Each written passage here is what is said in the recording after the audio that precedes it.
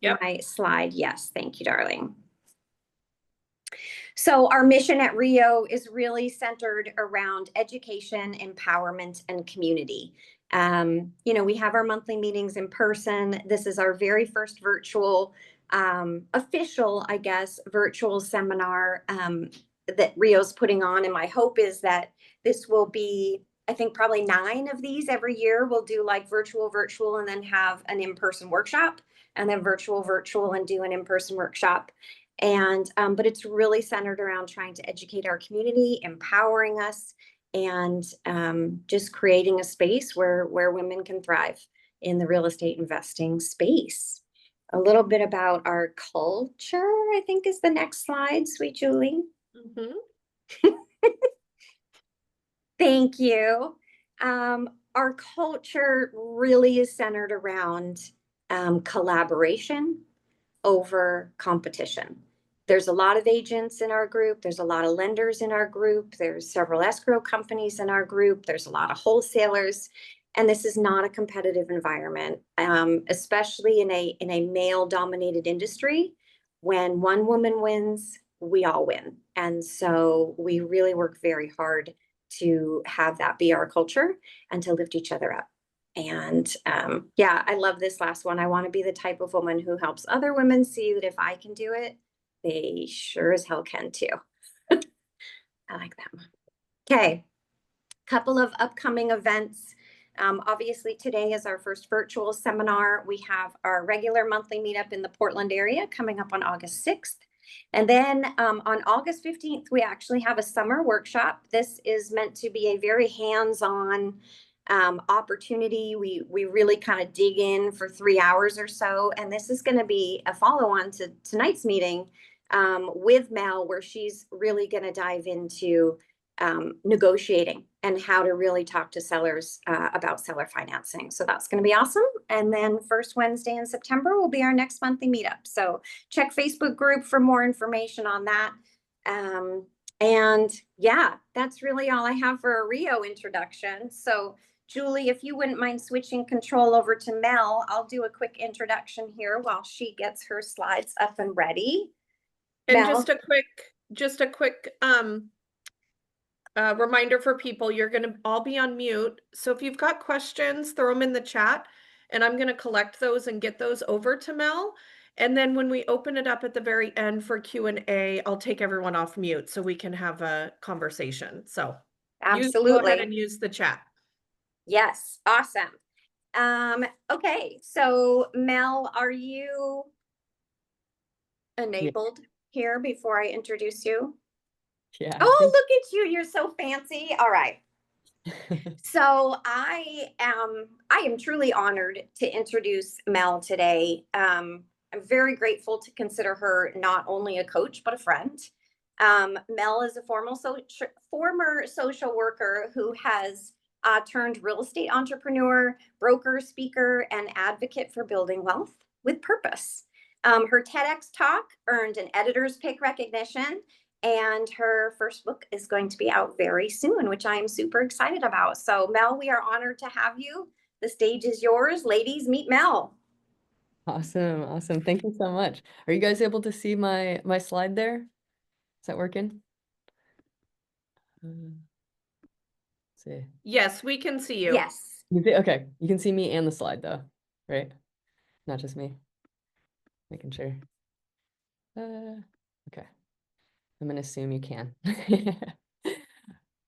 Let's see. So I'm going to put it in presenter mode. I won't be able to see you guys. So if you have any questions and stuff, throw it in the chat. And we're going to jump in right now. And I'm just going to assume that everybody can hear me. If you can't, please say something and I'll stop and fix my slides. Okay. So thank you all so much for having me here. It's such an honor. I really love speaking with this group. My heart goes to those who aren't usually able to get access to this kind of knowledge. And my heart is really trying to bring this accessibility to marginalized folks like women and minorities, queer people, and that sort of thing. So I love speaking with this group because I love to empower women. In my 20s, I was living in a slum in Kolkata doing humanitarian work. And what I didn't know then was that a group of impoverished women would actually teach me how to become a millionaire in my 30s. Now, basically the poor taught me how to build wealth. And what I want to do today is teach you the same thing. When I first moved to India, though, I had an awful relationship with money. I mean, I remember where it started too. I was 9 years old, and my mom caught me as I was walking out to go to a slumber party with some friends, and she stopped me and she said, "Are you gay?" She was so scared about me being gay, and I knew in that moment that I wasn't allowed to be gay. I didn't even know what gay meant, but I knew in that moment it wasn't good. And I grew up in this really homophobic environment that really damaged my self-worth. And so as I grew up, I was trying to find a way to compensate for that. And so what did I do? I moved to a slum in India to help folks. And while I was there, I was working with women who were getting out of sex trafficking. And I was living in a place called Sonagachi, which had over 10,000 women who had been forcibly trafficked into sex slavery.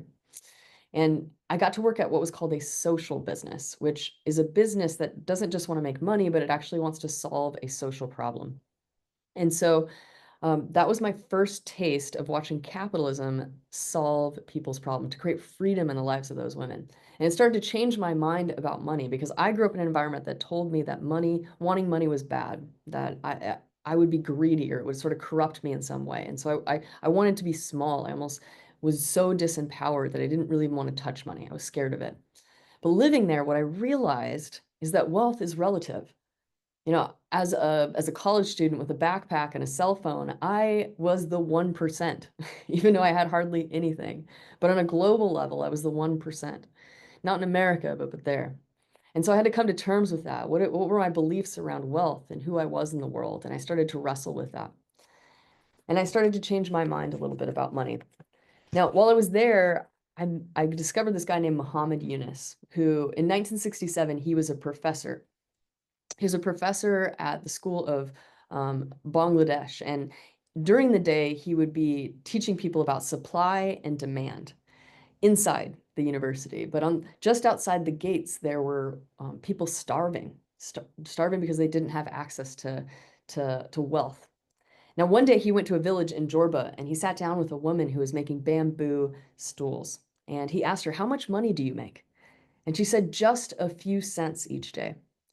And he asked why. And she said, it's not because she wasn't working hard. It wasn't because she wasn't talented. It was because she couldn't afford the $5 a day it would cost to buy bamboo in bulk. And so what did she do? She reached out to a loan shark in the area, and every day she'd pay most of her profits to him. So Muhammad went around the entire village and he asked all the women, "And do you know how much it costs to liberate 42 women who were living in poverty in the slums of Bangladesh?" $27. $27 is all it took. So Muhammad reached in his pocket and he gave the women the money.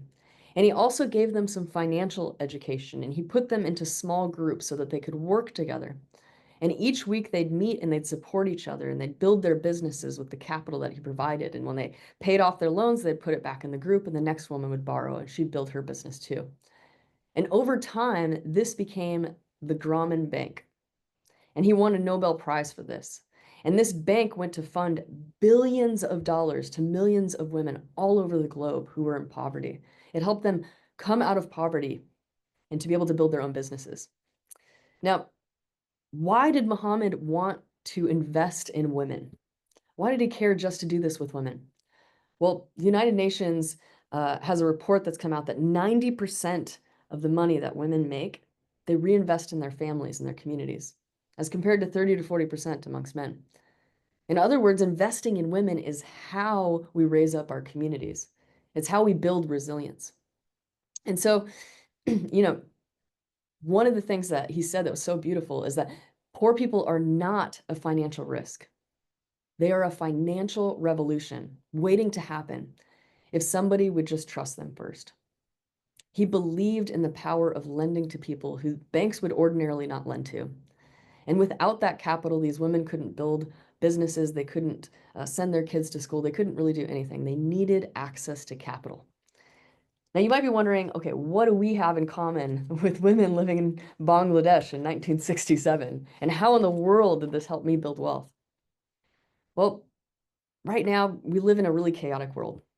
Things are dissolving around us. It's very scary. We've never seen things like this before. And The problem is in America, it's really hard to buy a home. It's getting harder and harder. And back in the day, in 1931, James Truslow Adams coined the term the American dream. And since then, Americans have been taking this prescription, and I'm not talking about Ozempic. They've been taking this prescription that we've been handed. And this prescription tells us to go to school, go to college, get a profession, work 40 years, buy a single family home, raise a family, and at the end of your life, that's when you'll get to retire and enjoy the fruits of your labor. But the reality is that for most Gen Z graduating today, they graduate with over $100,000 of debt on average. And when it comes to buying a home, they can't because they can't qualify because they have too much debt. And interest rates are so high and housing's more expensive. And we see the American dream fading over time. In fact, if you were born in 1940, you had a 92% chance of making more money than your parents. But by 1980, that has dropped from 90% all the way to 50. 50-50 shot. And it continues to decline. The prescription of the American dream that's been fed to us for years and years isn't working anymore. You know, right now, there are 3 billionaires in America that have more wealth than half of our entire nation. Most Americans, 60% of them, are living paycheck to paycheck. And if you ask 1 in 2 people in America, they'll tell you they don't even have $500 in case an emergency came up. The American dream is failing. And here we are trying to understand how we can make our lives better. Here we are as investors trying to build something different. I mean, maybe you're here today because you're tired of living paycheck to paycheck. You're tired of just saving money, and you're tired of trying to clamor ahead in an economy that doesn't support you. Maybe you're here because maybe you're investing in real estate because you're worried about how you can take care of your aging parents, or you don't want to be a burden to your own children as you age.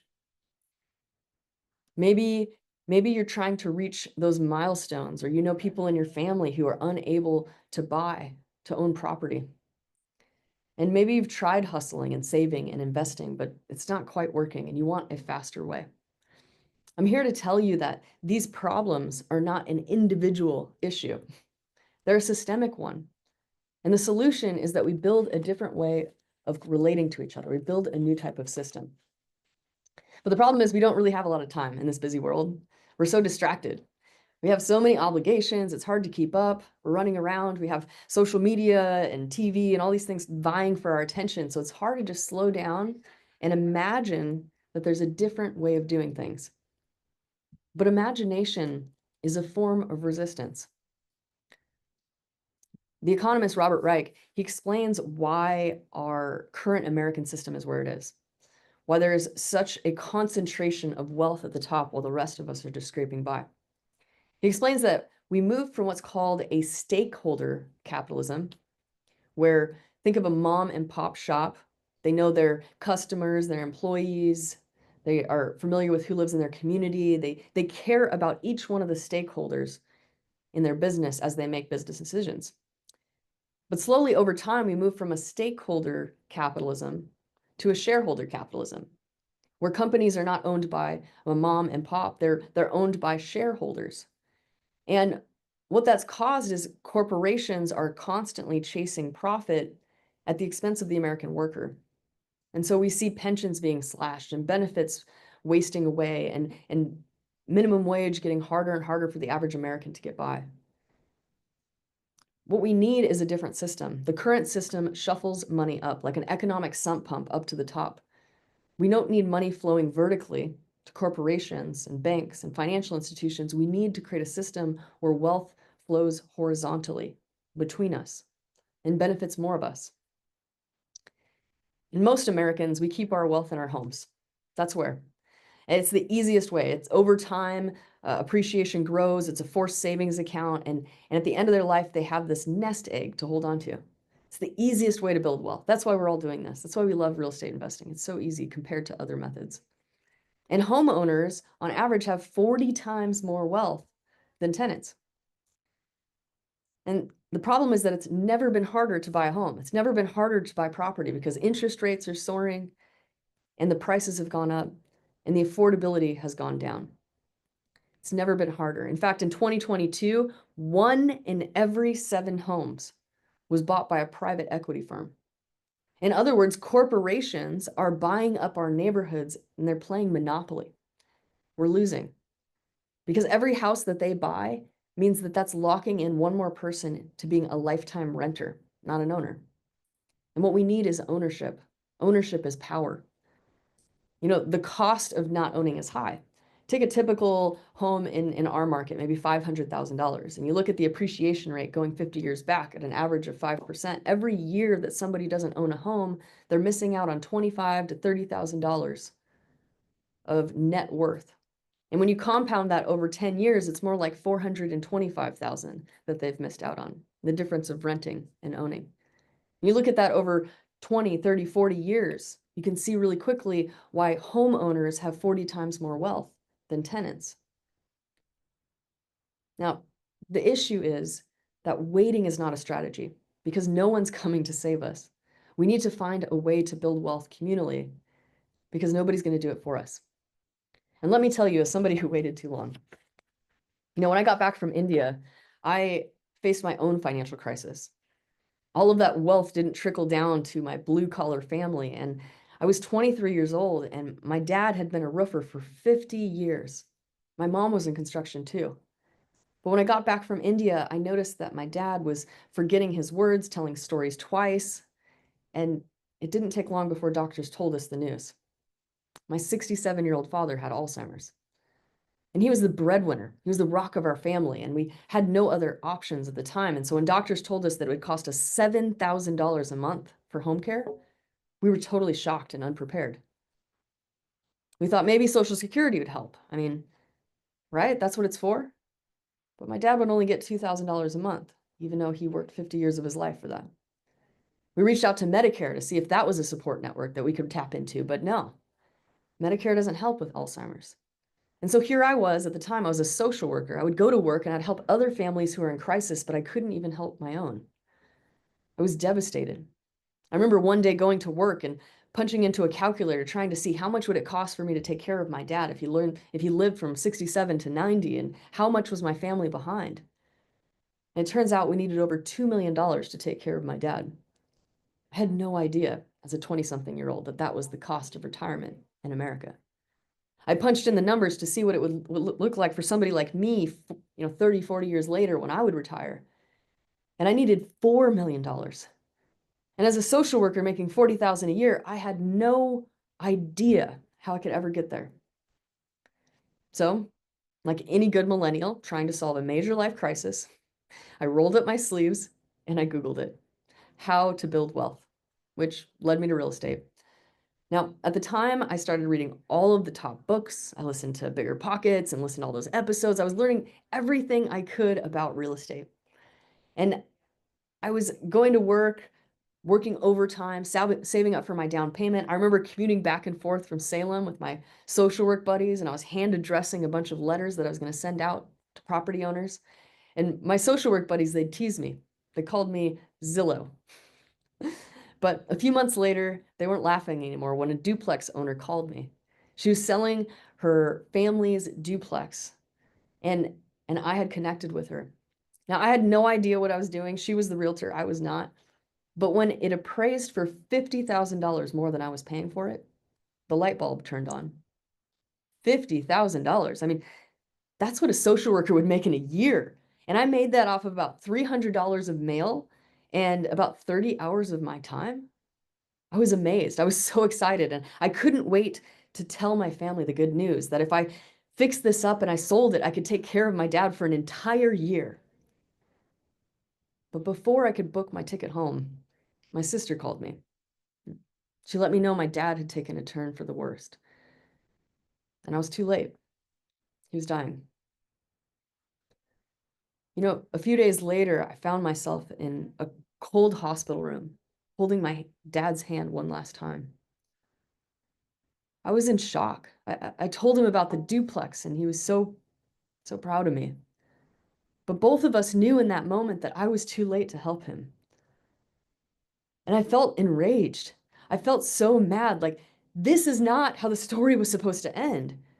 Work hard for 50 years, live paycheck to paycheck, with no retirement in the end? The prescription of the American dream had failed my own family. And I was determined in that moment not to ever let it happen to me. So right then and there, I decided I was going to quit my job as a social worker, and I was going to go all in on real estate investing. Now, I share this story with you not to scare you, but to prepare you. You see, without capital, without a safety net, without a nest egg at the end of life, like my family, you have to make some really hard decisions. My family ended up having to ask my sister to take care of my dad because we had no other options. My sister lost her home with 8 million other people during the 2008 financial crisis, the housing crisis, because of predatory lending with the banks. And when she lost her home, she ended up on the streets and she developed a heroin addiction. And so, lacking the safety nets that our society promises us in the end, we asked my drug addicted and homeless older sister to take care of my dad until he died. This is not something I'm proud of, but it's the truth. And I don't want other people to have to make these kinds of hard decisions too. In our society, we are conditioned to survive, not to thrive. We're conditioned to think that investing is gambling, that we can't grow, that's too scary. I mean, you all are the few people who understand that we have to invest to grow. And so often, the rooms where wealth is talked about don't feel comfortable for people like us. The types of language that's used, gross rent multiplier, cap rates, these things are confusing to the average person. They don't teach this stuff in elementary school. And so often we feel ashamed to grow. We feel that it'll make us greedy or wrong. But I'll tell you, the fastest way to repel wealth in your life is to believe that it'll corrupt your soul. It's one of the biggest lies, and it keeps so many Americans back. But I'm here today because there is a way to build wealth that doesn't harm people, that actually helps them. It's not about finding the person who's down and out and taking advantage and being opportunistic. It's about finding somebody in your community, growing alignment, and working together to form a mutually beneficial relationship. You don't need a lot of credentials. You don't need a lot of money. You don't need Ivy League connections or even a job. I didn't have one when I got started. I want you to imagine what it would be like not to have to ask a bank anymore whether you can get a loan. What it would be like to scale your portfolio using other people's money. And what it would feel like to be able to take care of your aging parents or to be able to afford the lifestyle you've always wanted. To be able to take off a week or a month of work, not because you hustled really hard and you burned yourself out, because you built a life by design. All of these things were hard for me to imagine, sitting at my dad's hospital bedside. But since then, in 5 years, I ended up buying 34 rental units using seller financing. I built six-figure financial freedom while also helping my neighbors retire. I went from making $6,000 a month as a social worker to making 6 figures a month as a real estate investor. My whole life changed because of this. You know, so how did these women in Kolkata teach me how to build wealth? You might be wondering. What do I have in common with them? These women taught me that I didn't need to borrow money from a lender. I could borrow it from my community instead. I could work directly with my neighbors. I can bank on them instead of Chase Bank. Now, remember, I quit my job in an existential crisis. I only had $16,000 to my name. I mean, how was I supposed to buy more real estate, right? But the reason I felt so emboldened to take that risk is because I had learned about seller financing. I learned that I could go and sit with my neighbors in their living room. I could talk about their financial goals, their current circumstances, and together we could form a mutually beneficial agreement, one that benefited them just as much as it benefited me. And then each month I could make my payment to them. It would go to funding their kids' college or paying off a medical bill or helping them retire. And what I learned is when I was able to solve people's problems, the money always followed. I just needed to understand finance so that I could help them. And it's actually quite simple. It's just 2 documents. It's a promissory note, which is what it sounds like. It's a promise. It's what am I going to owe you, how much, and when. Details everything you need to know about the actual contract, interest rate, down payment, length of the term of the loan. And you pair this promissory note with a deed of trust. I love that word, trust. You have a promise and a trust. That's what you're putting together. And this deed of trust secures the promissory note to a real piece of property so that if the borrower were to fail, let's say they got hit by a bus in Mexico or they just failed to make their payments, the seller could sell the property and get all their money back. They're secure with a real piece of property they already know and understand. And what's beautiful about seller financing is everything is negotiable. Your imagination is the limit. Whatever you can create together, as long as it's mutually beneficial, you can do it. I like to explain seller financing like a tree. Think of it like a tree. It's like every time that you buy a property, it's like planting a seed. And each month you water the tree, you make your payment on the mortgage, the tree starts to grow. And if there's anybody like us, we like to see cash flow. So we have rental properties and it's like the tree flowering, like it creates fruit, sustenance for us. Now, over time, we get tired as landlords and we don't want to own the property anymore. And so traditionally what we do is we talk to a realtor or we sell it to some buyer and we cash out, right? Well, that's like cutting the tree down. Imagine all the leaves and the branches, all that doesn't get used. All of that's the taxes you pay in the process. It's gone.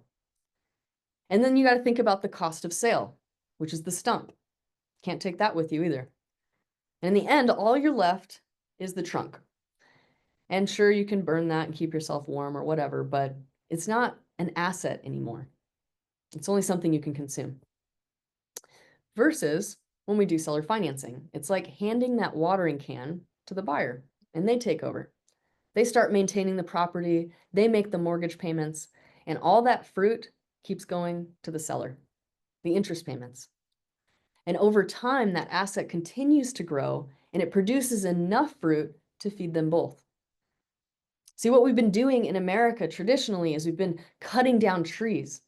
And I want you to imagine all across America, just a barren land of all of these transactions that resulted in cutting down trees and letting banks monetize our equity instead of us. But as we continue to do seller financing, we grow the capital in our communities. It builds safety nets. It keeps wealth flowing horizontally, not vertically. This is how we rebuild. Now, the funny thing is whenever I talk about this, the idea is so radical. The idea of trusting your neighbor over a bank, it sounds crazy. In fact, it's so radical that I did a TED Talk on it and I was selected as editor's pick because this is a timely and relevant message for a global audience. It's crazy. Trust your neighbor over a bank. But here's my logic. I can think back to 2008. And did you know that every man, woman, and child in America lost $70,000 of lifetime earning potential because of that bank crisis? And I don't know about you, but I don't like lending money to people who lost me $70,000. But every time we keep money in the bank and every time we sell and somebody uses a bank loan, we're filtering money to Wall Street. We're making our payments to an institution, and that institution slices and dices those loans and sells them on the secondary market as stocks. The problem with that is that 1% of the population owns 50% of the stocks. 10% of the population owns 90% of the stocks. So we need to put money not in the stock market, but in our community. We need to work directly. And we've already been doing this. Think about Uber or Airbnb. We've disrupted those markets, the taxi market and the hotel market. We've redistributed those profits locally. We've taken some of the profits there from hotels and from the taxi industry. We can do the same thing with financing, with our homes. And the great thing about this is you can take this tool when you understand it. You can take this tool and you could go to any lender in town, for instance, and you could get a list of all the unrepresented buyers or all the buyers who they've rejected. And as a realtor, I could take that list and I could turn those rejected buyers into homeowners through seller financing. Likewise, as an agent, I can sit in any listing appointment, and as long as the seller has equity, where you, as an investor, can sit with a seller, and as long as they have a bunch of equity, you can look them in the eye and say, I can make you hundreds of thousands of dollars more than any realtor could sell this for you. Likewise, with this tool, you could also structure your life in such a way that you would never have to work again. And in the process, you could help your neighbors retire. In order to do this, though, we have to have a new imagination. Right now, we are living within the imagination of people who came before us, folks who designed the current systems that be. And when you think about it, everything is just imagined. It's just an agreement that we've all made. We're just a bunch of human beings walking around pretending together. Like, think about money, for example. Money's not real. It's just an agreement. We all agree that a piece of paper with a dead president's face on it is worth a sandwich. Not because it's inherently more valuable than this piece of paper, but because we agree. And if you have enough of them, you could buy a condo or a limousine or something. It's just an agreement that we've made. We have the power to change those agreements. And the same thing is true of land. A long time ago, some guy showed up, he put a stake in the land, he probably had a rifle or a sword, and he said, this is mine, and everybody said, yeah, I agree.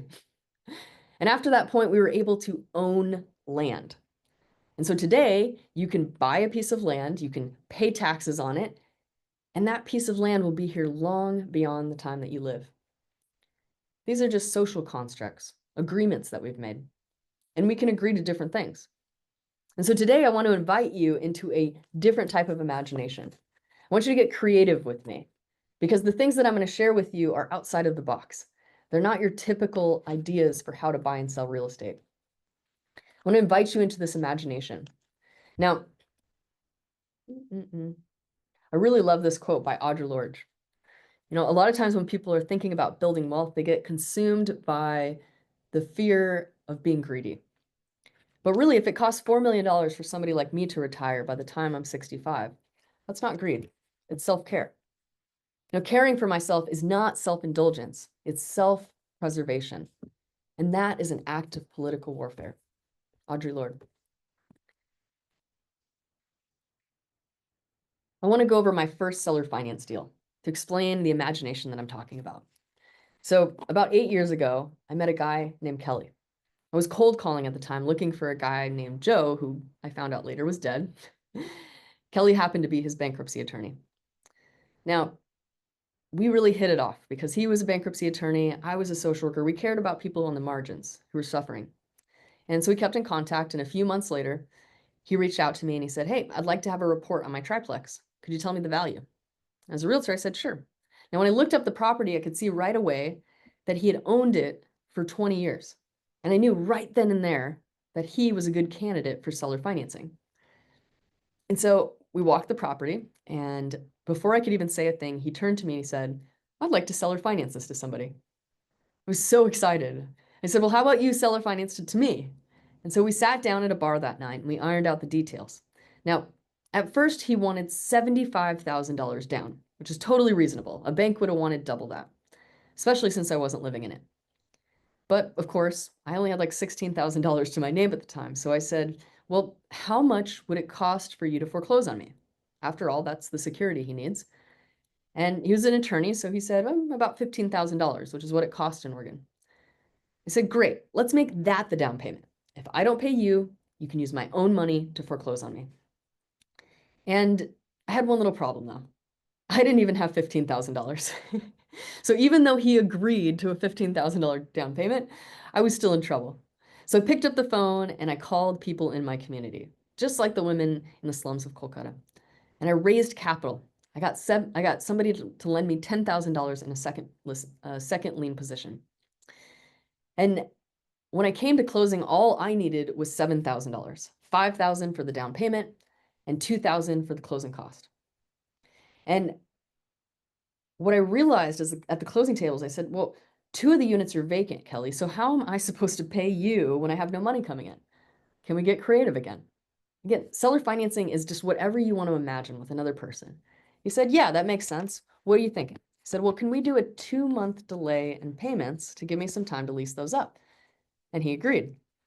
So in those 2 months, I leased up those units and I recouped $6,500 of my $7,000, which meant that I was all in $500 on a triplex near Mississippi Avenue. Within 1 year, I paid off my friends that $10,000 with the cash flow, and I was making over $1,000 a month. Not because I was wealthy, not because I had great connections, but because I understood how to solve this seller's problem, to help him retire, to create a secure income stream for him.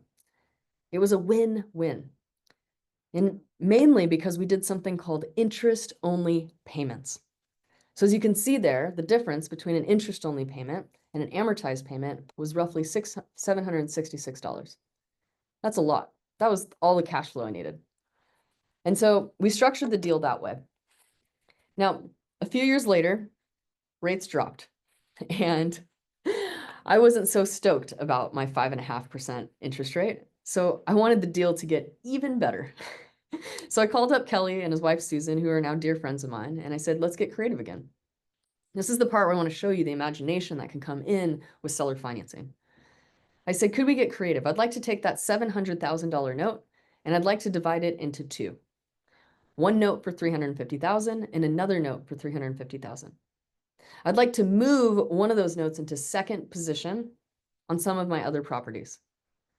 And I'd like to put the $350,000 on the main triplex still. So there's $350,000 of debt on it. That's it. And then what I did was, with their permission, I did a cash out refinance and I pulled out $205,000, which was used as a down payment on a 20 unit in Ohio. And overall, and that was also seller financed, and overall, that meant I took $500 and I bought 23 doors with it.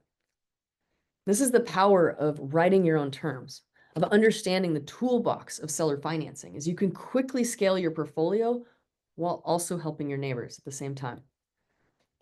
Now, this is pretty far outside the imagination of most realtors and investors, but I want to bring this to you so that you can start to think differently.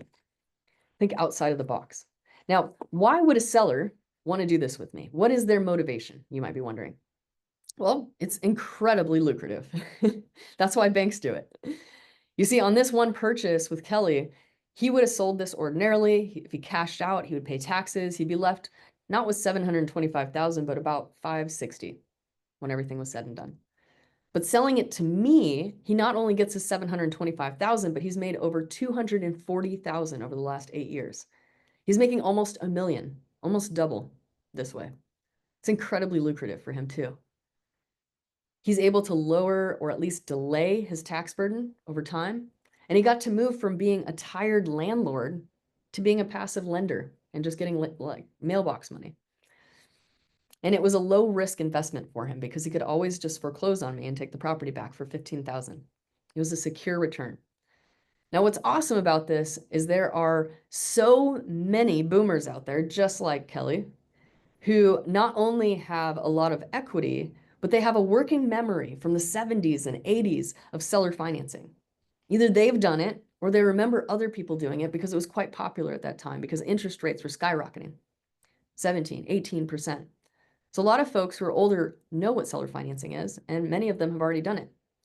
So right now there's millions of boomers out there, and a lot of them are equity rich, but cash flow poor.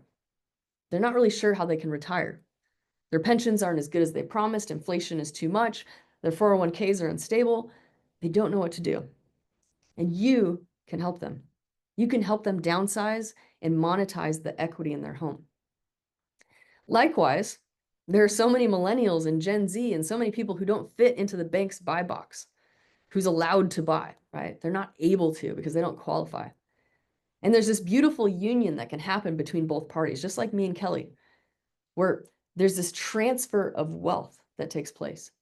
I mean, right now we are facing what's called the silver tsunami, Over the next 5 to 8 years, America will see the largest transfer of wealth that we've ever seen, from boomers to the generations after them. And as this wealth transfers, we have a decision to make. How are we going to transfer that wealth? Is it going to continue to flow vertically? Are we going to sell our assets to the bank so that they can monetize it and collect all the interest? Or are we going to work person to person and keep all of that wealth local, feeding our neighborhoods? You see, what the women in Calcutta taught me is that I didn't need social capital. I didn't need money capital. I needed to learn how to build social capital. I needed to go out and meet community members, understand their problems. And let me tell you, when you can solve somebody's problem, especially a problem that's so big, like how am I going to afford to retire and take care of myself? When you solve a person's problem like that, the money always follows, and they're grateful. It creates a partnership. It's not just a one-time transaction. You're tied to that person's future and they're tied to yours. It's a beautiful partnership that allows you both to retire. The only loser really is the bank. So ask yourself, who do you know who has a lot of equity? Who do you know in your community who might be a tired landlord? Or can you think of a family member who owns their house outright, who's looking to downsize? Can you imagine that there's an elderly woman out there right now whose husband passed away and left her 6 houses? I can. I can because my girlfriend just sent her first direct mail, and that's who called us last week. It's so exciting. It's her first direct mail campaign. The woman was so sweet. She said, I have a really great idea. I got 6 houses. I got a great creative idea. Why don't you split the down payment and buy 2 of them? She's an amazing lady. She's been a realtor for a long time. She's already done seller financing twice. These people exist. You just have to go out and find them. There are neighbors out there who want to partner with you too. I want to share some of the strategy on how to develop these deals. The interest-only advantage. I want to show you the positive for both the buyer and the seller. In this scenario, you can see just a typical priced house in our market, putting 10% down. I believe I ran this at a 6.5% interest rate. You can see the payment difference for the buyer between using a conventional loan at $3,777 versus seller financed, $3,168. The difference, the buyer's savings each month by doing an interest-only loan is $608. That's your cash flow. Now you might be wondering, but wait, if I'm not paying down principal, isn't that a problem? Won't I get to the end of the term and I won't own the home at all? Won't own the property? Shouldn't I be paying down the principal? I want to say it like this. If I had the option to give you $500 or to keep $500 in my pocket, which one do you think I'd rather do? I'd rather keep that $500 because it means that I can decide to pay the principal down, or I can go reinvest that and make more. Or I could use it on daycare or diapers or whatever I needed. The money, the capital is in my hands. That means I have the power to choose. Interest-only advantage for buyers. This is what it looks like. Now, why this matters? Well, it creates a lower payment. So that means it's more affordable for home buyers, and it means there's more cash flow for investors. It also means that the seller is holding the mortgage. They're holding the note, which means you can close faster and you don't have to get a bank to qualify.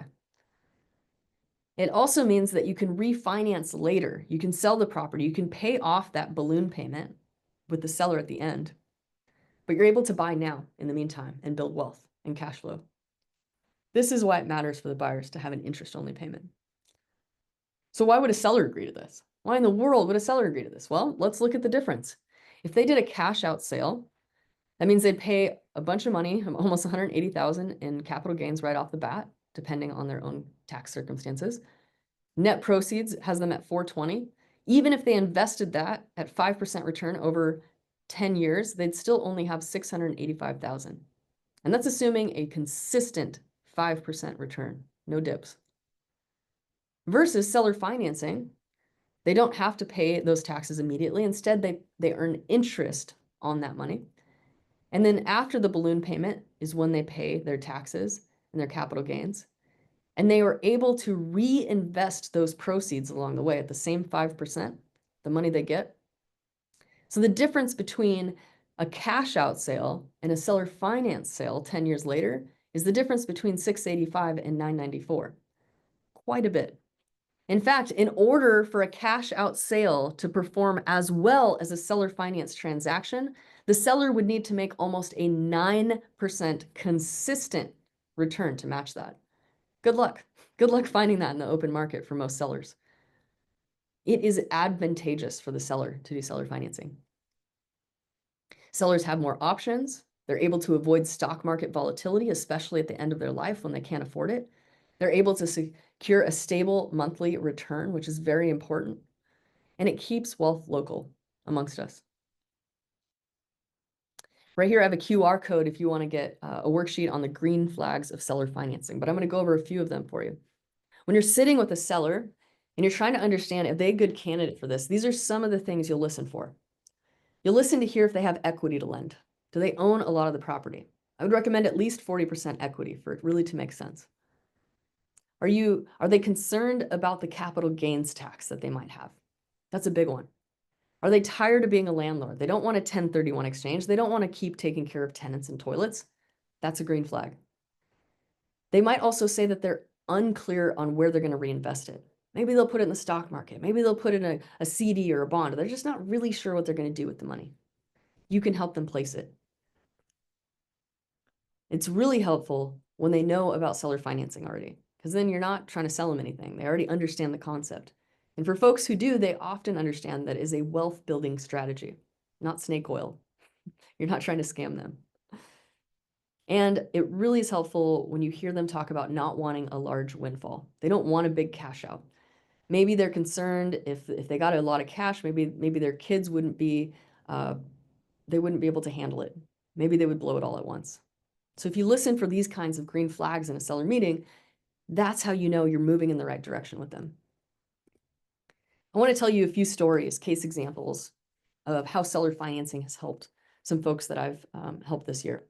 So first one is a woman named Cynthia. She called me about March and she said, hey, I have a duplex and a triplex that I inherited when my mother passed away a few months ago.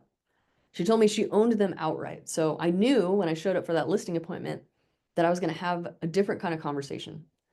I told her, I think the triplex is worth this much, and I think the duplex is worth about $550, and Cynthia agreed. She said, yeah, that sounds right. I said, well, how would you like to make a lot more than $550,000 on your duplex, Cynthia? She looked intrigued.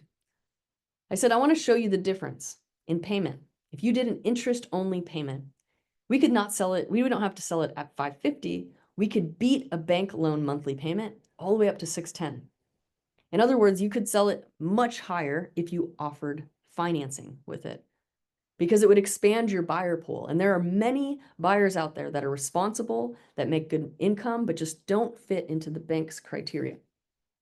She said she's interested. She had one of those green flags. She knew about seller financing. She said her father owned a grocery store when she was a little girl, and she remembers when he moved from being a landlord of that grocery store and being so stressed out with all of the problems to being the lender in a passive role as the seller financer. And then they just got mailbox money. She had a working model for the power of seller financing. She said, in fact, I know exactly who we should sell this to. Abdul. He's the tenant. He's a doctor. He makes $350,000. And he's been telling me how he wants to move his mother-in-law into the bottom unit so that they can be one big family. They're walking distance from the mosque down the street. So I said, well, yeah, let me talk to him. She said, well, I have one little problem. He's Muslim and his religion bars him from paying interest. I said, oh, well, that's no problem. You see, when we write the terms of our contract, we can get creative. So I called up Abdul and I said, hey, how would you like to pay a 0% loan? Would that be okay? He said, of course. I said, great. How many years would you like to pay this off? And he said, oh, probably about 7. So I whipped out a calculator and I figured out what would the interest be on a 7-year loan like that. And I added that to the principal balance, to the purchase price. And at the end of the day, Cynthia didn't sell the duplex for $550. She sold it for $725 on a note over 7 years. For $725,000. That became Cynthia's retirement. About, if I recall, about $6,000 or $7,000 a month. A healthy retirement. And meanwhile, Abdul, he got access to buying property that he wouldn't otherwise have. And he was able to move his mother-in-law into that bottom unit. And now each Friday they can walk to the mosque together. This is the beauty of seller financing, is it can overcome these barriers to financing that we'd ordinarily have with a bank. And at the same time, we've helped both parties achieve their needs, their wants, their dreams. I have another story for you. Sorsha, one of my clients who came to me, a coaching client who came to me from, I think, last August. Now, at the time, Sorsha, her husband had just quit his job as a software developer, and they're sort of scraping by, and she's a realtor, but she's also trying to make like a midterm rental company where she'd do furnished rentals. But she could hardly make ends meet. She came to me and she said, I see an opportunity in the market, but I'm not sure what to do with it. She said, I'm noticing that there's a lot of condos on the market, and those condo owners are trying to sell it, and they're also trying to rent it, but they can't really do either. I said, well, I want you to go talk to those condo owners, and I want you to see if they would lease it to you as the midterm renter. And then you can turn it around and midterm rent it and get that profit. Now, Sorsha knew how to do midterm rentals already. She could find a property and get 60% above market rent by furnishing it this way, by managing it. So that's what she did. She went person to person and had this conversation. And she had one little problem though. As they started to say yes to doing this deal, she didn't have any capital to work with. So I said, well, what type of capital, what type of equity do you have in your home? She had a little Airbnb in her basement, little house that she'd owned for a few years. And she did some math and she's like, I think I have about $40,000 that I can work with. I said, great. So I showed her how to go out into her community and ask her friends and family and raise capital that way. And she raised $40,000. Awesome. And then she went and she bought 6 of those condos in 6 months on a lease option. And she turned $40,000 into $45,000 of passive income each year. She solved people's problems. She understood finance. She solved the problem of the condo owners who now can sleep well at night knowing that their bills are paid. She solved the problem of the travel nurses and the folks who had lost their home to a fire or needed a place to stay for just a month or two. And in doing that and solving those problems with financial knowledge, she was rewarded. That's what's so beautiful.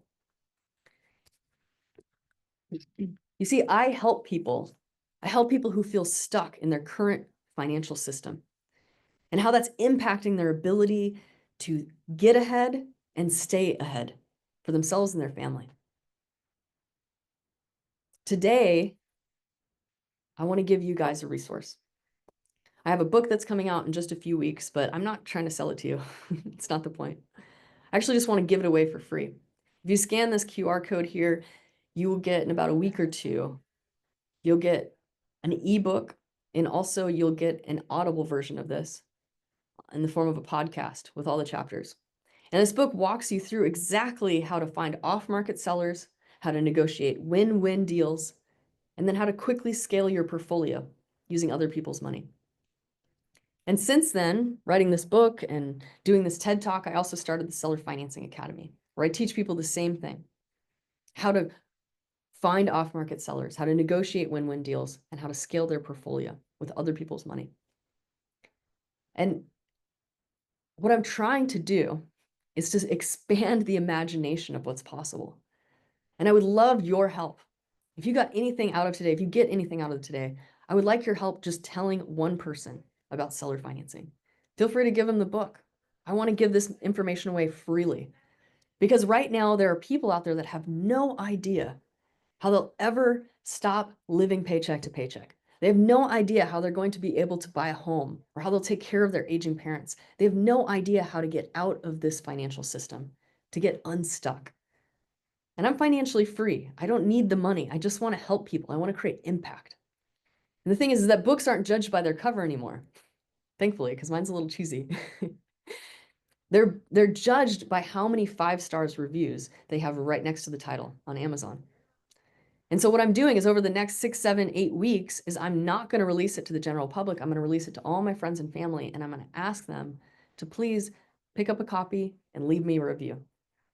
because there's somebody out there that's looking for that breadcrumb, and they'll never find it without your help. I believe that there's so many people out there that deserve access to capital, to be able to build their life, to be able to exit working, to be able to have their time back. I believe that people don't need to live paycheck to paycheck.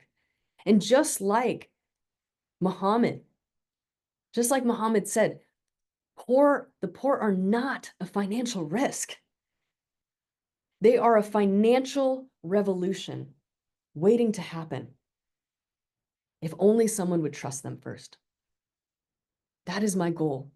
I want to teach people how to trust each other, how to build mutually beneficial relationships so that the majority of us can benefit from our financial system, so it can uplift our communities. So that's what I learned from these women in Kolkata, that we can invest in one another. And in doing so, we can liberate our entire community. That's all I have for this presentation. Thank you so much for just giving this time and space. And now I'd just like to open up the time for any questions that you all have. Yeah, Mel, I put a couple questions in your private chat, and then I will open up I'll unmute everyone so we can just have a conversation. Yeah. Okay. Let's see here. There's the chat. Okay, cool. Going up. Okay. Are the event dates listed somewhere? Oh, somebody else's question, I'm guessing. Oh, yeah, I did a private message to you for the Oh, okay, the sorry. couple questions that I got. Sorry. Thank you. I'll open that one up. Sorry. Okay, there we go. Here are a couple questions for the Q&A. What are the biggest misconceptions people have about seller financing, and what are some of the objections you receive from owners? Great question. The first objection, besides how do I trust my neighbor? It's lucrative, that's why. The biggest question is, well, how can somebody do this if they have an underlying mortgage? I mean, not everybody owns their house outright, right? Well, that's very simple. I like to think about it like, how much capital does the bank have in our community versus how much we have? And it's like a tug of war. I'm trying to beat the bank.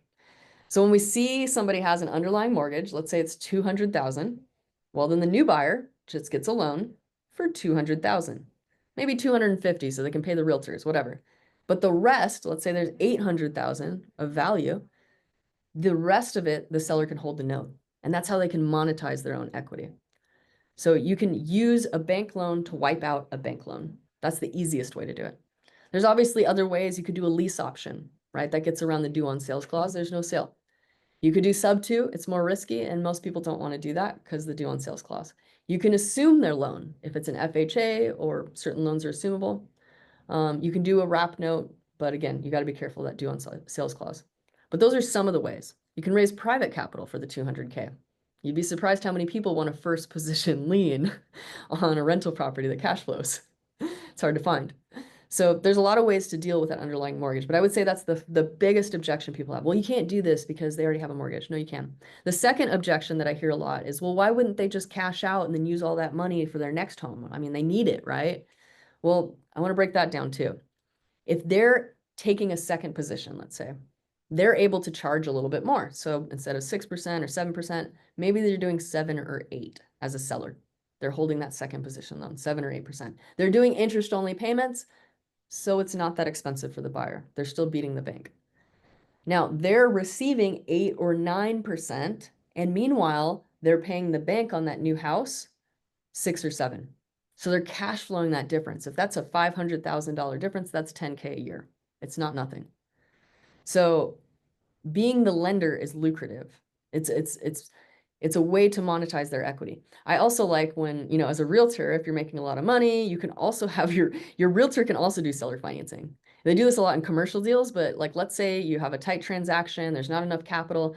That realtor can take 15 grand at closing, or they can take 50,000, or sorry, 50, not 50,000, $50 a month for the next 5 years. You can seller finance even that. So there's lots of ways to finance things using seller financing, the same tools, promissory note, deed of trust. So that's some of the biggest objections that I've heard. Yeah, I think those are the biggest objections that I hear. If you have any other questions, throw it in there though too. Have you ever had a seller financing deal go bad? I have not. I have not. Good for you. Yeah, I'm sure it happens, but I do want to say the foreclosure rate on seller financing is much lower because in the same kind of scenario as the women were better at paying back each other in that scenario with the women in Kolkata, same thing. There's a vested interest. You care about that other person. It's not some corporate whatever, who cares if they take the house? It's not going to bother me. No, that's like your neighbor down the street. You don't want Kelly and Susan to suffer. So there's much lower rates of foreclosure. In the way that we're doing it, we're not doing home ownership. We're buying investment properties. So if you're doing your numbers right, then it should be cash flowing and it's an even better security for that seller. So no, I have never had a seller financing deal go bad. Yeah, haven't had that. Has your approach to seller financing changed over time as market conditions have shifted? I would say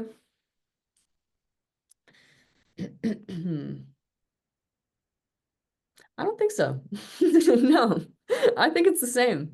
I think it works in every single market. When it was a 3% interest only payment, I was doing seller finance deals there, or like 3% rates and stuff. I was doing seller financing there.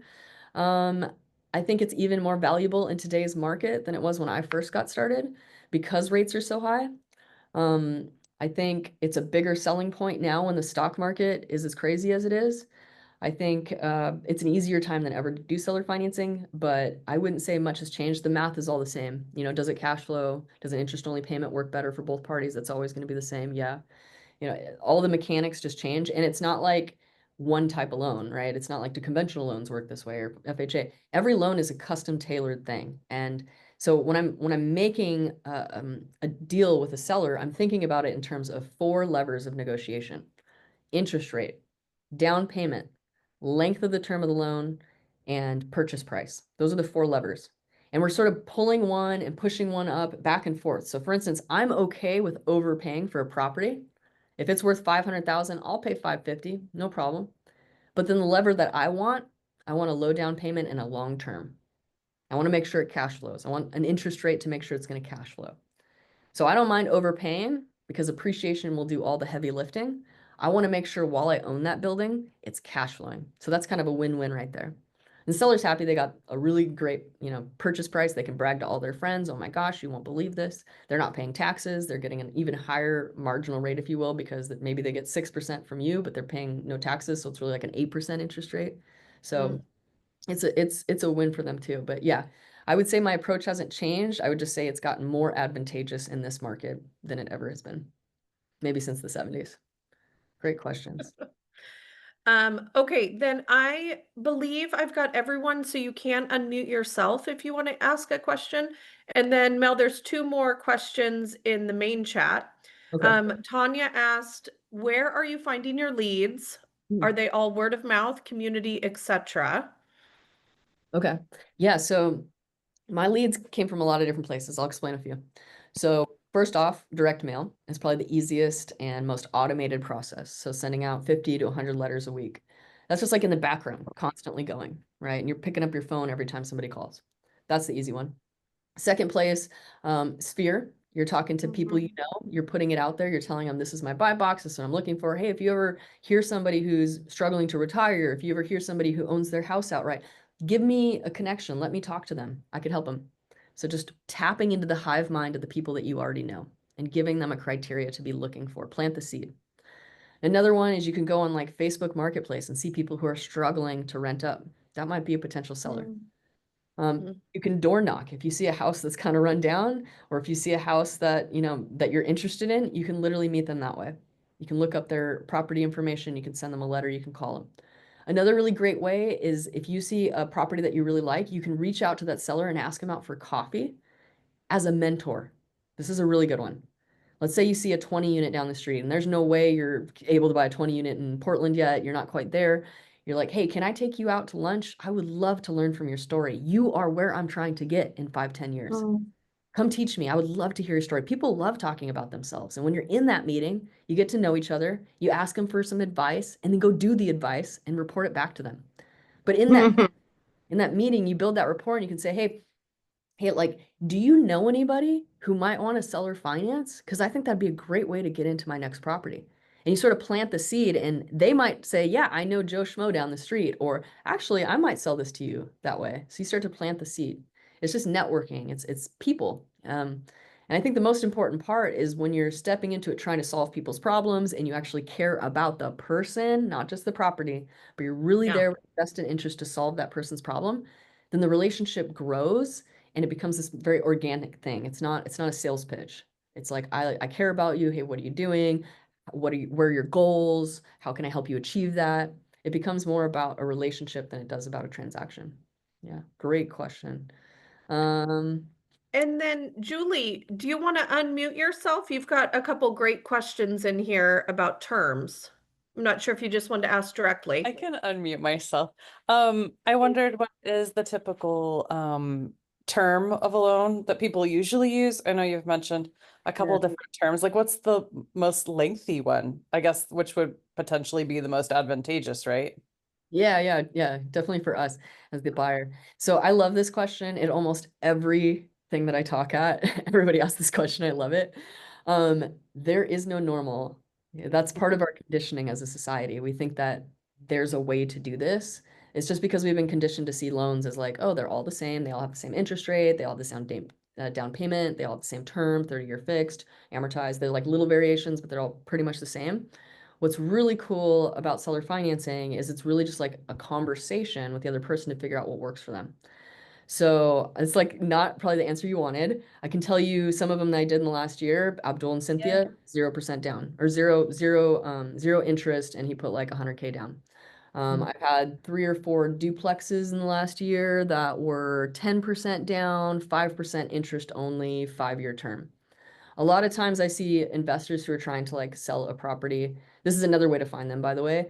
There's a lot of plexes that sit on market right now because they don't want to lower the price. They're upset about where interest rates are. They know their property's valuable, but the reality is investment properties are sold based on the income stream. And with interest rates at 7.5% for investors, it makes the price go down.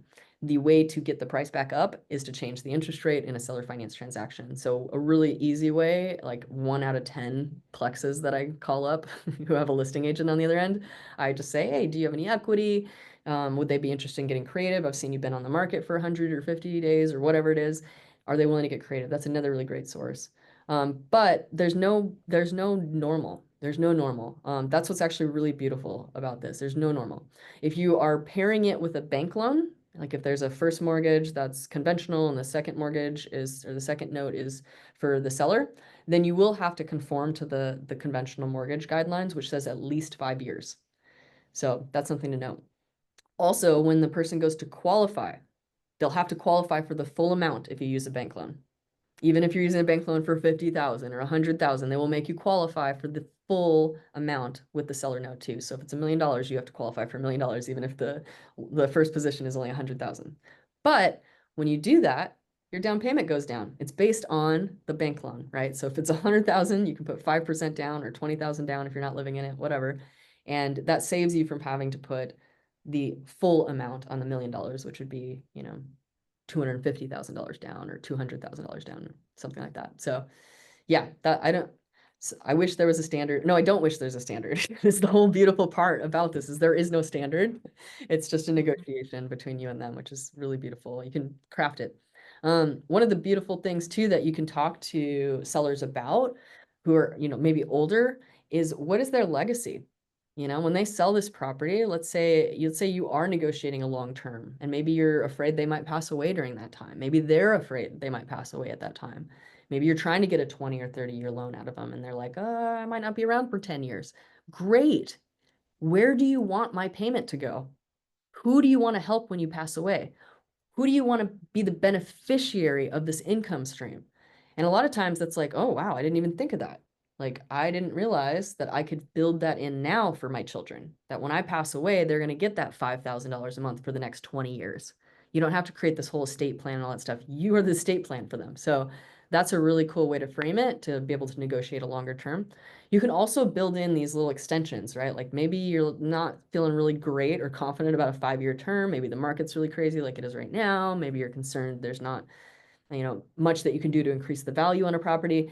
You can build in little extensions. Like, hey, in 5 years, if I pay you $5,000, you'll give me a 1-year or 2-year extension. So you can kind of build in some safety nets up front.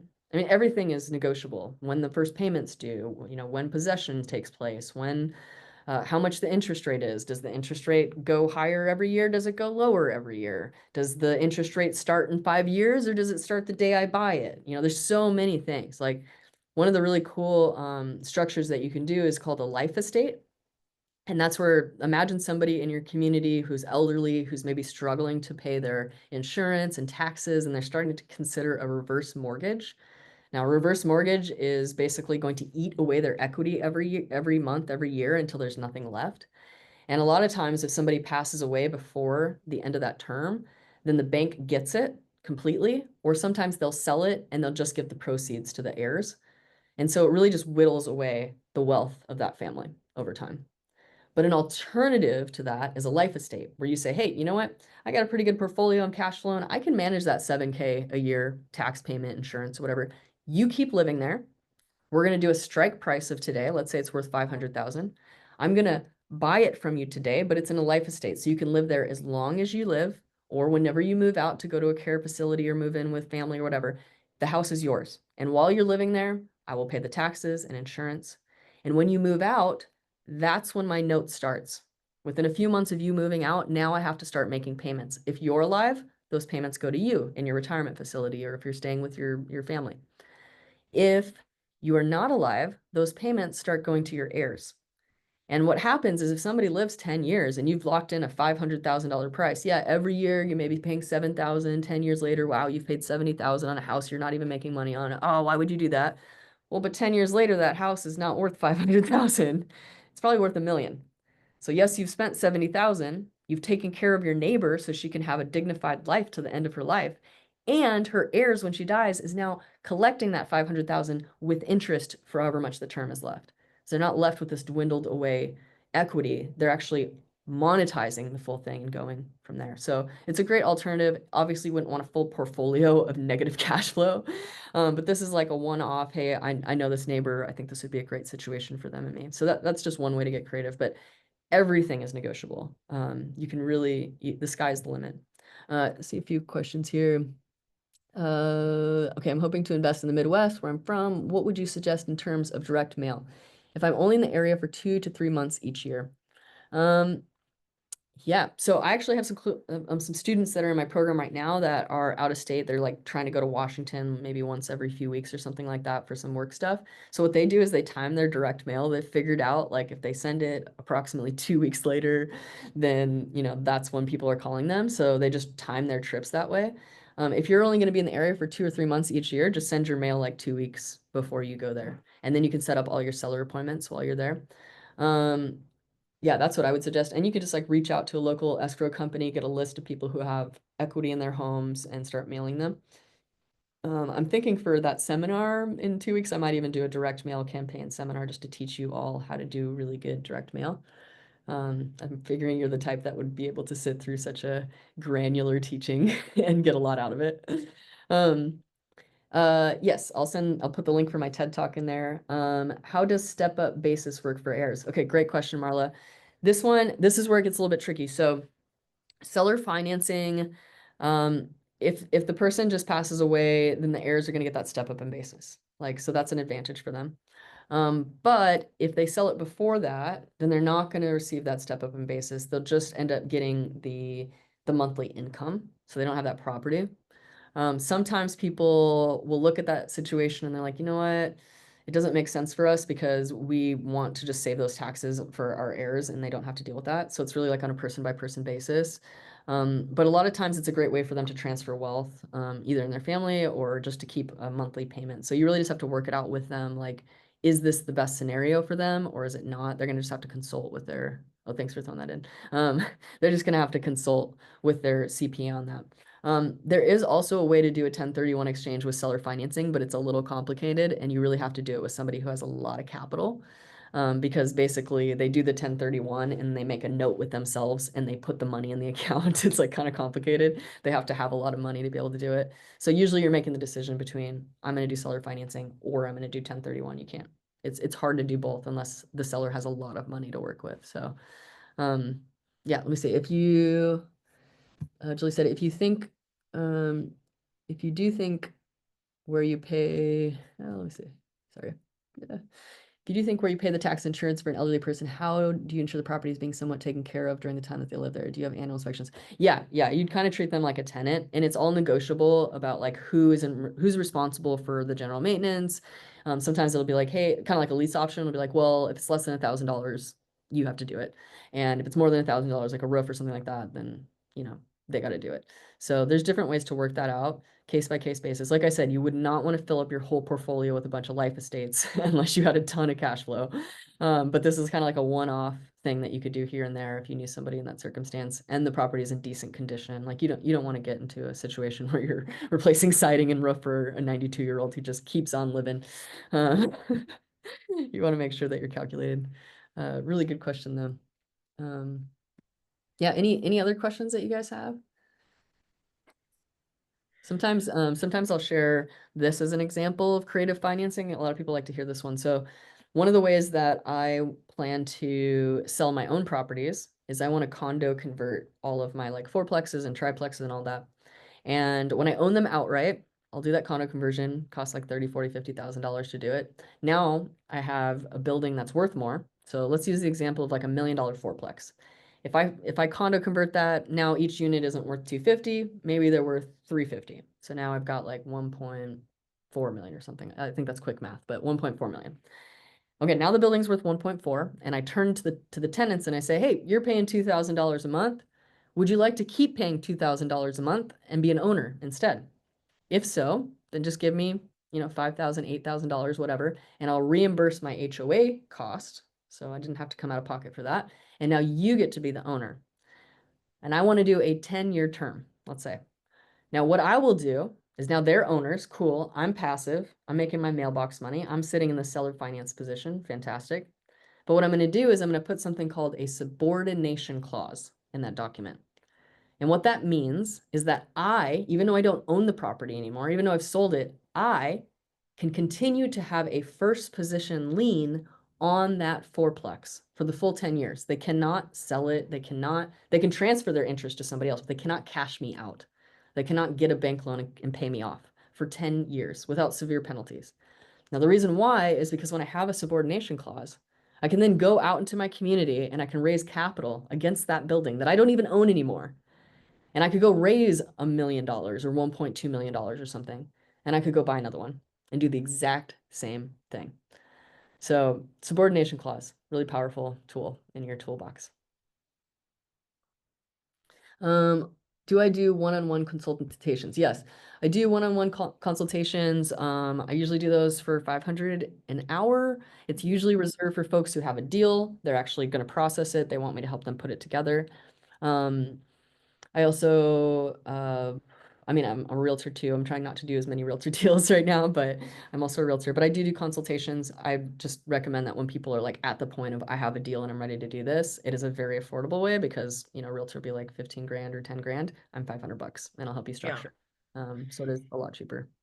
And we're gonna put the links to your next master classes, your Seller Financing Academy classes here in the chat in just a few minutes. Okay. Yeah, and I'm gonna put if anybody wants to go, I also have a book launch in about a month. And I would love to invite you all if you want to go. And Great. And I've been trying to get Jael to tell you our seller financing story. yeah, Yes. So Have you heard it yet, Mel? Oh my gosh, we're so excited. I heard a little bit of it, but I don't think I heard the rest. No, this was Go ahead. so many of you who know us in Rio know that Julie and I love to flip houses together. So we had a realtor reach out to us with an opportunity that was off market. And so Julie went and toured the home, and it's just a fantastic opportunity for a clip, cosmetic, just clean up the yard. It was kind of a hoarder it was definitely a hoarder's yard. Yeah. But for us flippers, we're like, yes, this is beautiful. And I think you had talked to the seller that day, right? Or the seller's daughter.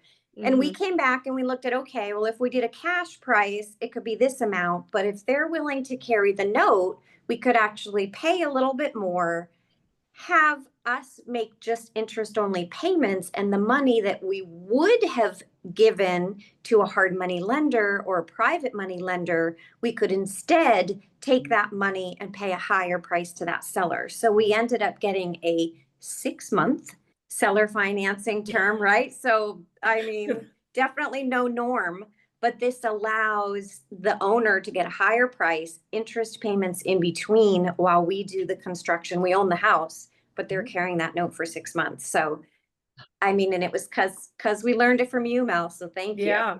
That's so Well, cool. That's so cool. I will say for kudos to Jael and to Mel. So Jael convinced me to go to your academy, and I did, and that really gave me the confidence to start talking about it. And Jael can contest that when I get golden letter calls or anything, that's just in my playbook now. And I'm Yeah, mentioning seller finance with almost every call. So thank you both for, you know, helping me see the light. that's so awesome. Yeah, it's such a like valuable tool, and especially when you do kind of that joint venture model with a seller, it really it positions you rather than like I'm against them and I'm trying to whittle the seller down as far as I can go so I can make the most profits. It's like Yeah. that lose Yeah. situation. It puts you on the same side of the table. You're not negotiating against each other. You're actually moving in the same direction, trying to help each other towards the same goal, which is to maximize the sale. So it's way more collaborative. It really is win-win, and it gives us as flippers the opportunity to better compete with other flippers on the market, you True. know, who are just paying more than we could normally pay. But if we can work with a seller, pay them the interest, we can pay them more, and it makes them more competitive. So, I mean, it makes us more competitive. Yeah. Yeah, exactly. Yeah, and it keeps more money in our community. You're not paying that to a hard money lender. Exactly. So cool. Yeah, it is.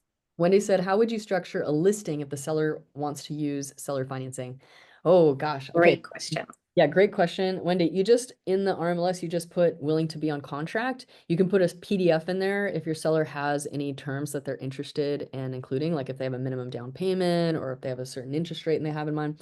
I try to tell the seller not to get like too specific to allow the opportunity for the buyer to put something together to propose to them. But if they do have like, I need this much money for the next thing that I'm doing, or I like have a particular thing I need to pay off or whatever, you put that in there so that the buyer has some clues on how they should structure things. But you just check the box on contract and that will go out. There's so many investors out there that have an RMLS search just for that box, so they'll see it. And actually, one of the things that I'm working on probably over the next 6 months is I've put together a seller financing program teaching buyers how to go find off-market properties and stuff. But my next step is actually to teach the sellers on a website front facing for sellers like, hey, these are the advantages. Also, we will help you with the contract. This is what your realtor can put on their listing. Here's a PDF of how we work. So I'm going to be bringing those resources probably in the next 6 months. Very simple website, and it'll be a fraction of the cost of what a bank would charge, probably less than half. But just like facilitating the process. So the realtor will still get their commission. They're the ones in charge, all that stuff. The buyer is going to be the one that's paying that fee when it closes. And what's really cool about that is we'll have an MLO, a mortgage loan officer, on staff who's actually vetting the buyer for you as the listing agent and also for the seller, so they feel really confident. So they're going to collect all the same stuff that a bank would. They'll create a file and show them like, hey, they're an A, B, or C level buyer, and like these are our suggestions. You know, if they're not a qualified buyer ordinarily, then maybe you need a cosigner, a larger down payment, or you know, various options. But it's just going to give the seller all the information they need. As a realtor, the main thing that you need to know is that you should not negotiate the loan terms on behalf of your client because we are only allowed to be negotiating for the property contract. We are not loan officers. So what I do is I've built a little calculator that I give my sellers, and I'm just like, hey, play around on this calculator. This is going to show you what the buyer's payment is, what your payment's going to be, and I just let them kind of play with that, and then I answer any questions. But really be careful not to say, I think you should do 5% only, and I think you should let them do this, because you're not you're not a loan officer, and that's not in your scope, and so you could get in trouble that way. So you can always point them to a loan officer. You can even have the buyer submit, like if they can get a pre-approval, like a lot of buyers are pre-approved that still want to do seller financing. So that's a great way. But as the listing agent, definitely collect everything you can about that buyer's financials. Often when I'm representing buyers, I'll submit the offer, I'll check seller finance, and they never ask for one financial document the entire time. No, luckily I've vetted my clients. I know who they are. I know that they're stable and safe and all that stuff, but the other realtor's not even paying attention. So if Yeah. you're on the listing side, always, always, always ask for lots of documentation, credit scores, letter from their employer. You're looking for tax records, everything. You're not to review them. That's not your job. You're to hand them over to either an MLO or to the client to review themselves. You don't want to step into being an underwriter. That's not your job. But it is your job to get them all the information that they need to make an informed decision. So I would recommend that for sure. Great questions. You guys have such good questions. I love it. Secondary to that, because you bring up a good point. When I'm the buyer filling out terms, Mm-hmm. but I'm also an agent, Mm. but since I'm the buyer, I can negotiate for myself, Yes, yeah. right? Yeah. In that situation, as long as I've disclosed that I'm an agent. Yeah. Yeah. As long as you disclose an agent, you can negotiate on your own terms. Yeah. I just lay out options. I'll be like, you could do this, you could do this, do this. I'm not recommending. Of course, they always ask, what's the normal? There's no normal. Right. Yeah, I really just I guide them, but I don't tell them what to do. I just give them a calculator so they can do it. So if we were ever to get in trouble later, I don't know, if somebody contested it, it's like, no, there's no written record of me telling them you should have this kind of terms with this buyer. Yeah. Fascinating. Mm-hmm. Yeah, that could be an interesting little conundrum you get yourself into. Yeah, I'm hoping. I just talked to a lender today before this, who really wants to help me create like a bot tool that helps the Yeah. seller see the difference between a lease option, a regular sale, a seller financed option, so they can run the numbers and go, oh, wow, I make a lot more money doing seller financing. So yeah, part of that website that I'll be launching in the next 6 months will probably have this like feature for both the buyer to see and also the seller to see like, why is this advantageous and what are their different options for structuring the deal. So Mel, to clarify, selfishly, that sounds like the most amazing thing, that I could take a seller who's maybe not as familiar, and rather than me having to be the expert, I can send them to this site. You're making this available to the public for... Yeah, it'll basically, I haven't named the business, but something like Seller Financing Hub, and it's basically going to be a website that offers it's going to be 3 people. It's going to be me as the realtor who's like designed the website, the actual realtor representing him. That's who's going to get the commission, everything. I'm not doing that. They need a realtor, I can refer them out, but it's mostly just the website, the Sean, the attorney, who's going to be drafting the actual note and terms and stuff like that, and then the MLO who's underwriting. So That's it's amazing. the 3 of us as a team, and it will be widely available, and I'll be giving it out to brokers like, hey, here's a PDF, throw it on your listing if you want to offer seller financing. And then it'll have a series of videos that just explain to the seller why this is advantageous, what the benefits are, and they can use that calculator to decide for themselves if they want to do it. That's amazing. Yeah, so I'll have that probably in the next 6 months. Just I've got a couple things going on. I got some students. A little bit, yeah, a few TED students. Talk and the book and all that. So I've had a couple things on my plate, but that's well by the end of the year is to start that website. That's really cool. Yeah. I think it'll be a big use for a lot of realtors, actually. Well, if I don't see any immediate questions, and I know that we're approaching kind of that 8:30 mark in about 60 seconds. So 5:30. Yeah. Oh, yep. In Detroit, it's 8:30. Yeah. This has all been recorded. I'm thrilled to say that anybody online today can go back and rewatch and take notes and answer questions, because I know for me, whenever I have a talk that's this full of incredible information, when I go back, I catch different things, and then I go watch it again and I catch different things. So Mel, thank you again, just from the bottom of my heart, on behalf of our entire Rio organization. I can't wait to get this out to the rest of our community. What you have to share is just phenomenal. And just another quick plug. So in 3 weeks or so, on August 15th, Mel's going to be doing a hands-on workshop at our normal location at Keller Williams Portland Premier in the Bridgeport area. This is an opportunity to really dive in and prepare to actively work this approach in your real estate investing journey. So totally excited for that, Mel. Thank you. Yeah. So I have a quick question about that. Because I feel like one of my weak points is figuring out, what the best not the best approach. I know I totally believe in seller finance. As a matter of fact, I put a contract out on a house in Oklahoma City, and it's 0%, $700 a month for 5 years. I love it. But that's kind of a simple thing, but there's a lot of other, I feel like I need to have a degree in mathematics or something. You know what I'm saying? Yeah, So yeah. I just don't know where the best place to go is to like sharpen those skills, because I Totally. really feel that that's a deficit for me. Yeah, totally. So I think they put a few links in here. Depends how deep you want to go. All right. So there's probably 3 layers here. One, that book that's coming out in a few weeks that I'm giving away for free. If you're on that list, then that has a ton of information. Already signed up for it. So you're gonna get that. That's 8 hours of me telling you as much as I can in book form as possible for free. If you want to take it to the next level, there's also, they put in there, there's a $9.97 course, which is like the Cliff Notes version, the non-live version of my entire course. The sneak peek, and it is a lot of information. It is 12 weeks of, and it's an intensive, and like probably 80 videos, at least an hour and a half of content every week, and it walks you through with deal analysis calculators. You have like worksheets, you have how to create your buy box, how to find sellers off market, how to create your direct mail campaign, how to negotiate directly with a seller, how to build rapport with, how to analyze the seller to see like, are they a good fit for this? And like everything that you need to think about in terms of that, I break it down, and it's in video format, so you can retain it. You go back through it over and over and over. It's only $9.97. Like it's $1,000. I don't know, but I don't know any real estate course that is 12 weeks for $1,000.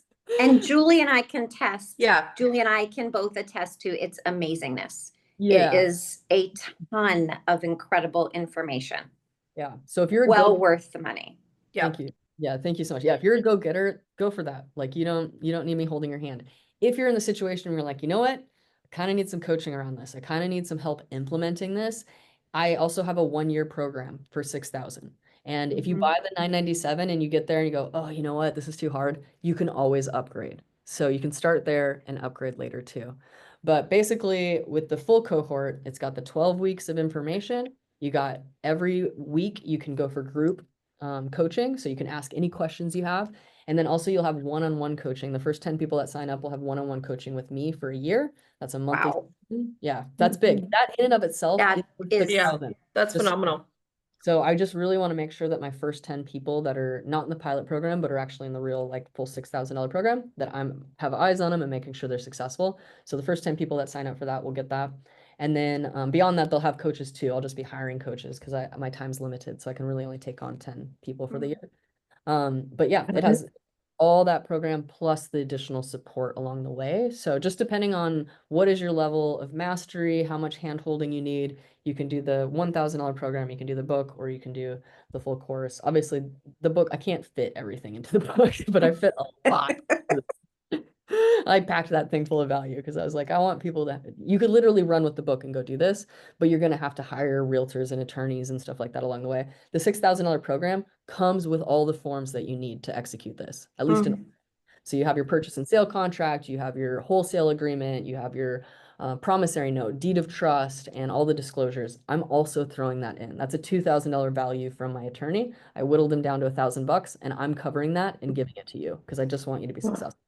So appealing. I'll throw my Calendly link in there if anybody does want to jump on a call and kind of figure out like which one's right for me, do this program.